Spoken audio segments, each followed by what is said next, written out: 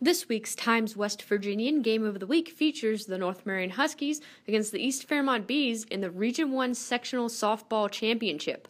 East Fairmont came out hitting in the top of the first. Sydney Postlethwaite would hit a double up the middle, scoring Hannah Farrell to put the Bees on the board first.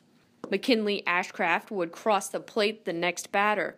With North at the plate now, down by 2, Taylor Wells would single to left and would score on a single from Hannah Harker 2 batters later.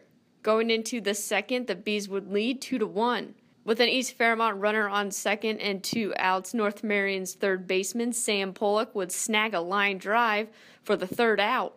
In the bottom of the second, Cheyenne Steen would lead off the Huskies by getting on after hitting it past the right fielder. But she would stay out as East Fairmont's Olivia Conaway would strike out the next batter and force 2 flyouts. In the bottom of the fourth, North Marion would tie the game at 2 after Emily Glover doubled to the fence, putting Steen on third. Steen would score later on a passed ball. In the top of the fifth, Maddie Poling would strike out 2 East Fairmont Bees and force a flyout to right field. The Huskies would take the lead in the bottom of the fifth after Shasta Piles would hit a triple to right field. She would later score on a fielder's choice from Harker. North Marion would lead the Bees 3-2 going into the sixth. East Fairmont would get out of a bases-loaded situation in the bottom of the sixth after 3 North Marion batters were called safe on base.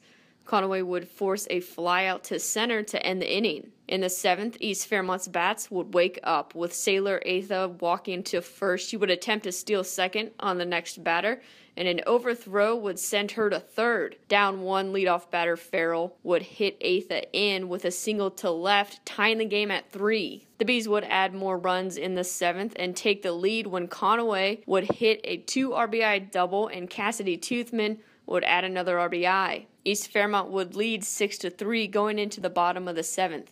North Marion's Harker would get on base with an error and would cross the plate a few batters later, and Lauren McAllister would get on base after another East Fairmont error. A hit from Glover past the shortstop would score McAllister, and Poling would reach first on a single to left. With 2 outs in the bottom of the seventh, East Fairmont would lead the Huskies 6-5, but East Fairmont's Conaway would force the Huskies to fly out, ending the game with the final score, East Fairmont 6, North Marion 5.